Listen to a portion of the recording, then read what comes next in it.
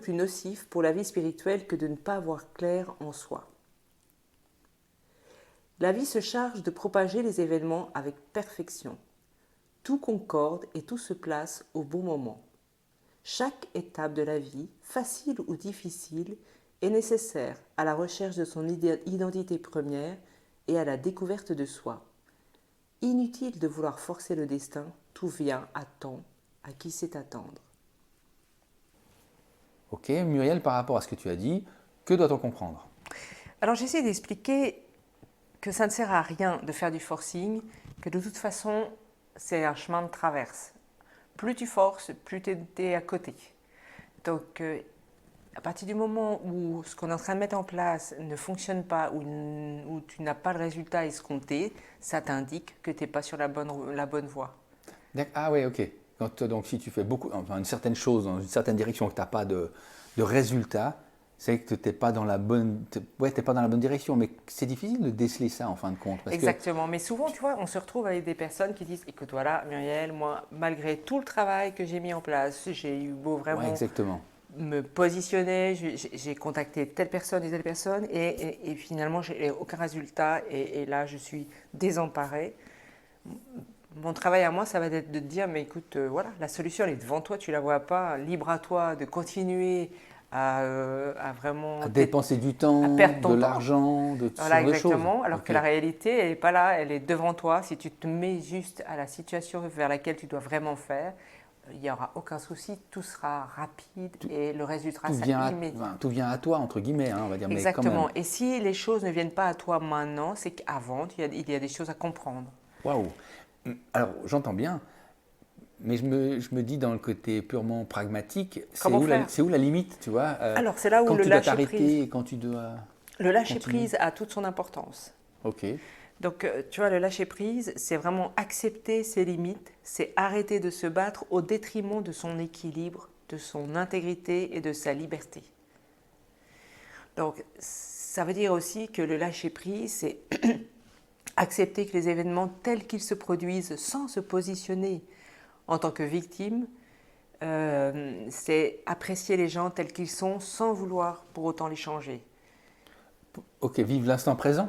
Et vivre l'instant présent et se dire, ok, si actuellement ce que je suis en train de mettre en place ne fonctionne pas, c'est que soit je ne suis pas sur le bon chemin, ou soit je n'ai pas intégré un système pour valoriser le travail que je viens de mettre en place. Puis alors là, comment tu fais, tu vois, parce que je pense qu'il y a pas mal de gens dans ce cas de figure, en fin de compte, qui font quelque chose et ça n'aboutit pas. Alors, c'est déjà, prenez le recul nécessaire, écrivez-les, posez déjà vos doléances par rapport à ça, cessez le processus de victimisation, parce vous perdez votre temps. Alors, moi, excuse-moi, mais je vois le processus peut-être presque inverse, c'est-à-dire fais effort. C'est-à-dire, je dois travailler pour. Alors, évidemment qu'on doit travailler pour réussir, mais là, on est dans le surtravail en quelque sorte, dans la suralimentation, Oui, dans le mais, surtout. oui, mais c'est régulièrement le cas Ouais, chez les personnes. c'est ça. Mais c'est presque culturel. Tu vois, Oui, mais là, ça nous anime. Revenez au moment présent.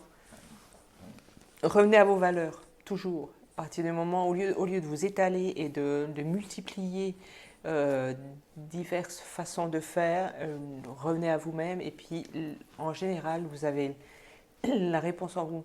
Ouais, ça me fait penser je fais un parallèle dans mon activité quand même, quand les gens, en fait, j'ai eu des gens en recherche d'emploi, et puis ils disent, ah mais je veux faire, allez, je veux travailler dans le marketing. Puis je dis, mais dans quel genre de marketing? Qu'est-ce que c'est pour vous le marketing? Puis ils disent, ah mais c'est égal, c'est égal, c'est égal. Et en fait, effectivement, ils prennent un spectre tellement large qu'en fin de compte, ils visent rien. Et moi, je leur dis toujours, visez quelque chose de plus précis, et le reste peut-être s'ouvrira, mais visez une chose précise, soyez plus spécifique, et ça vous permettra de viser juste et d'avoir des réponses, par contre, et moins de se disperser. Alors, je pense qu'on peut faire une sorte de parallèle, n'est-ce pas? Absolument, Ouais. oui. Oui, ça c'est D'accord. Donc ça revient évident. un peu, au même, dans le même concept, quoi. En fait, c'est de canaliser un peu l'énergie à une visée unique. Exactement. En tout cas, beaucoup Unique, plus, tu non, peux peut-être pas avoir unique, mais deux, ciblé, quoi, trois. quelque chose. Ouais. Ouais. Plus tu seras précis Voilà, dans précis. Ouais. tes attentes, dans tes demandes, plus tu recevras l'aide que tu auras besoin, plus tu vas créer des opportunités autour de toi. C'est très intéressant, évidemment, sinon on ne ferait pas ce poste-là, mais je veux dire par là que je fais vraiment le lien dans une société. Oui. Hein, quel que soit, on crée un produit, on crée une société. On doit définir la proposition unique de vente, hein, l'USP comme on dit en anglais, Unique Sales Proposition. Eh ben, elle est très difficile à déterminer. Absolument. C'est vraiment pas facile en tout cas. Et tant qu'on n'arrive pas à cerner cette chose, effectivement, on dilapide notre argent et notre énergie. Et surtout l'énergie, oui. Exactement. Et ça, c'est vrai. Et du reste, avant de créer n'importe quel poste ou n'importe quelle société, il faut être déjà, il faut que ce soit fondamental. L'organisation, il faut que ce soit clair et limpide dans la tête de la personne qui va le créer. Pour elle, ça doit être une évidence. C'est ça et c'est pas autre chose. À partir du moment où vous êtes dans ce principe-là, il y a tout s'aligne. Et je dis je confirme, parce que quand j'interviens dans des comités de direction, et ben, si personne n'est aligné, si personne a le même regard, enfin aligné sur un concept, sur une stratégie, hein, mais vraiment, et que tout n'est pas dit, parce que les non-dits sont quand même légion, oui. Il y a des petites guéguerres, enfin bref, ce genre de choses, c'est un peu la vie malheureusement, et bien tant que ça c'est pas clarifié, déposé, on procrastine. Quoi. Ça on procrastine, on n'emmène pas les gens dans ce projet en commun. Justement, puis toute l'énergie est dilapidée parce qu'elle n'est pas concentrée. Oui. Et c'est vrai que là-dessus, il y a matière à réflexion. C'est là où il faudrait une cour de récré, c'est-à-dire un lieu, un endroit où tout le monde peut se dire les choses telles qu'elles sont, comme ils le vivent pleinement. Ouais. Et puis qu'après, quand tu sors de ce lieu, tu tournes la page. Ouais, c'est pas tellement dans les mœurs en fin de compte. Ou bien on le dit dans la violence, dans la colère, mais de le dire de façon dans l'état du moi adulte, où on est pondéré, où on gère nos émotions, on les adapte. C'est plutôt rare et j'interviens dans des comités de direction où c'est une grande difficulté parce que les cultures sont différentes.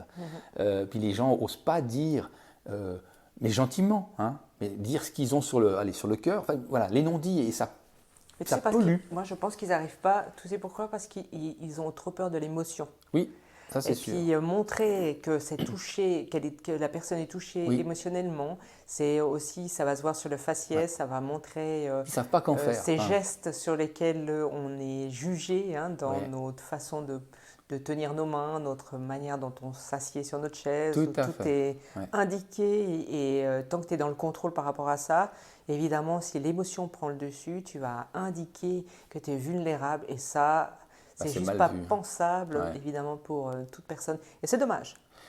Parce qu'on est tous humains. Et à un moment donné, et la deuxième chose sur laquelle je voudrais aussi rebondir, c'est que des fois, les gens disent, voilà, je ne peux pas lui parler autrement qu'en étant fâché, parce que l'autre en face, il ne réagit pas sinon. Tu as aussi ça. Oui, il y a aussi ça. C'est pas ce qu'il y a de mieux à faire, mais certaines fois, tu es obligé. C'est te faire sortir des gonds parce que la personne qui est en face, elle ne sait faire autre chose que ça. Elle fonctionne comme ça. Voilà. Mais alors, moi, je prendrais le contre-pied, enfin pas le contre-pied en disant, imaginons une relation manager-manager. Hein, en fin de compte, c'est que le manager doit toujours crier sur son collaborateur. Mais c'est pas vivable. Et voilà. Moi, j'aurais plutôt donné, il ne faut pas s'évertuer, c'est voué à l'échec, c'est une relation qui est vouée à l'échec. De nouveau. C'est de prendre, là, il faut prendre son courage à deux mains et surtout respecter les deux parties, puis dire, on ne va pas fonctionner longtemps. Non. Donc, moi, je dirais du moment qu'on doit fonctionner avec un mode de fonctionnement, dit violent, hein, ou en tout cas très énergique, je pense que c'est pas constructif et même c'est contre-productif. Vraiment, je pense qu'il n'y a pas de... Pour moi, il n'y a pas d'alternative. En tout cas, je ne conçois pas la relation professionnelle, mais même privée. Si en privé, vous devez aussi toujours lever le ton pour obtenir quelque chose, ou je ne sais pas, le mode de communication est une communication plutôt à haut niveau sonore, alors après, on peut peut-être se complaire là-dedans, hein, mais je pense qu'il faut respecter. Si on se complaît et qu'on aime ça, alors pourquoi pas? Mais il faut que les deux parties soient prenantes de ce mode de communication. Oui, bon... De l'autre côté, c'est pas ce qu'il y a de mieux non plus. Non, c'est aussi voué à l'échec. Oui, j'imagine. Mais je peux. Mais par contre, ces modes de fonctionnement, tu peux les retrouver dans les familles. C'est quelque chose qui est quand même assez latent. Et là, à modérer tout ce monde, bon courage. Hein. Alors là, parce que les émotions sont très denses. Ouais. C'est exacerbé, exactement. Ouais. Et ça, c'est vrai que côté en famille, ben voilà, c'est un autre. D'autres rapports, quoi, vraiment. Voilà, c'est vrai. Et souvent, donc, on regarde aussi ça. Ça veut dire, si dans le milieu familial, les gens se crient dessus au lieu de se parler, forcément, la personne qu'elle est a été nourrie de ça, et elle risque aussi de le mettre en place dans son milieu professionnel. Bah oui, parce qu'elle ne connaît pas d'autres modes. Exactement. Ouais. Elle n'a pas l'ouverture d'esprit pour changer les choses. Pas tout de suite, peut-être qu'elle va se rendre compte que d'autres gens communiquent autrement, puis elle va peut-être se poser des questions, puis dire, ben, tiens, est-ce qu'il y a d'autres moyens? Comment on peut faire pour obtenir ces moyens? Puis après, on dit, ben, ça ne se passe pas par une formation, mais plutôt un accompagnement, ce genre de démarche. Mais oui, c'est vrai qu'on rencontre des gens où la défensive, tout le temps, vous dites bonjour, puis ils vous agressent. On va dire, il y a des gens comme ça, c'est comme ça. On apprend tous à se protéger, enfin oui, à se protéger. Donc, dans cette discussion, est-ce que tu as 2-3 points forts que tu aimerais transmettre par rapport à ce qu'on vient de dire, qui peut vraiment affirmer ou consolider ce qu'on vient de dire? La chose, c'est de nouveau, c'est de travailler sur soi. Je pense que si vous avez un mode de communication non adéquat, on va dire, quel qu'il soit, non adéquat, et que vous en avez conscience, ben, il faut voir comment vous pouvez travailler dessus, parce que ça s'accompagne, et de façon assez je dirais assez facile, en fin de compte, parce que vous pouvez expérimenter ça au quotidien. Et donc dire, ben tiens, avec le coach ou avec l'accompagnateur, j'ai vu telle ou telle stratégie, tel ou tel modèle, et j'essaie de l'appliquer, puis voir ce que ça donne. Alors c'est quelque chose qui peut être traité en coaching, bien évidemment, le comportement. Donc moi je dirais, faites-vous accompagner, parce que de nouveau, ça ne s'apprend pas dans les livres. Il va falloir une certaine expérience, un certain temps d'adaptation. Il faut expérimenter et ressentir. Si vous avez une attitude violente dans la communication, puis que d'un coup vous essayez une attitude plus adéquate, moins violente, plus douce, puis que vous voyez le résultat qui est génial, le résultat est top, vous dites « Oh, chouette, un, il m'a souri, deux, j'ai eu le résultat escompté, j'ai eu l'information que je voulais et j'ai eu du plaisir », ben là vous allez ancrer ça en vous, c'est-à-dire « Ah, ça marche, ça me plaît, j'ai du plaisir ». A contrario, si vous n'avez pas de plaisir, vous allez évacuer cette solution puis passer à autre chose. C'est ça, ouais. Bon, après, tu as pas mal de livres quand même sur les communications non violentes qui peuvent aussi aider avant d'aller voir Bien un sûr, thérapeute. mais je veux dire que ça se passe dans la tête là, c'est de l'intellect. Et à mon sens, si on veut un changement profond et de long terme, il faut que ça se passe au niveau du cœur, il faut que ça descende si on veut bien. Ah ouais, c'est clair, il faut jouer avec les deux, la tête et le cœur. Mais la tête toute seule, c'est pas terrible, le cœur tout seul, c'est pas terrible non plus. Il faut vraiment conjuguer les deux. Mais ça, c'est mon point de vue, que dans mes coachings, j'amène ça parce que je pense que c'est pertinent et c'est mon expérience aussi. Alors que moi, je dirais plutôt que c'est le cœur en priorité qui est le ressenti. Ouais. Et pour moi, la tête, je l'évite parce que forcément, elle va m'emmener dans un endroit qui ne sera pas positif. Si on part sur la tête, on est dans le mental et forcément là, on est sûr presque à 100% que ça sera voué à l'échec. Alors que si tu vas uniquement dans ton ressenti, c'est-à-dire l'élément cœur, ce n'est pas possible d'être dans une forme d'échec. Parce que le mental t'amène sur une voie qui sera jamais positive. Alors que le ressenti, il va t'amener sur une voie positive et en plus dans une phase de compréhension qui est accessible pour toi. D'accord, alors moi j'apprécie la chose autrement, effectivement, je fais fonctionner la tête et le cœur, mais en communication, pour que un réfléchisse, si on veut bien le côté rationnel, mais qu'il amène son ressenti, par le cœur. Et puis on conjugue les deux, mais je pense qu'on arrive à la même, j'imagine, mais je comprends bien parce que tu as une approche différente de la mienne. Quoi, forcément. C'est clair, c'est clair. Mais ouais. Et Gary, mais le côté conseil, ou pour terminer ce podcast, c'est les points, les highlights. Alors pour moi, les conseils par rapport à le fait qu'on soit toujours dans les attentes et qu'on fasse du forcing par rapport à nos attentes, ne perdez pas votre temps. Donc, percevez à lâcher prise là-dessus, c'est dire, ok, si réellement ça doit être mon chemin, je vais avoir assez d'indications qui me montreront que je dois aller vers cette option-là. Et puis, sinon, lâcher prise, effectivement, vivez le moment présent. Et puis, acceptez aussi d'être efficace dans vos recherches. Il faut être preneur de différentes choses. Et puis, réagir non, mais agir sur par rapport à plusieurs options. Mais si vous voyez qu'à chaque fois, vous avez du forcing partout, c'est que déjà, il faut revenir à vous et qu'il y a un élément que vous devez intégrer entre deux qui va après ouvrir les portes. Et après, ce sera aligné et c'est bon pour vous. Parfait. Ok. Merci Muriel. Merci à toi. À bientôt. À bientôt.